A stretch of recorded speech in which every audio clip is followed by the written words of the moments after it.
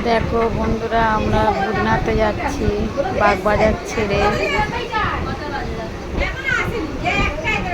দেখো গঙ্গা ট্রেনে আছি।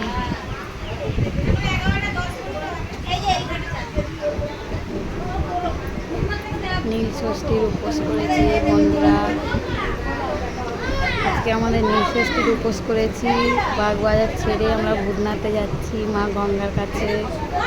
বুধনাথে চান করে নীল ষষ্ঠী নীলের বাতি জ্বালিয়ে চলে আসবো।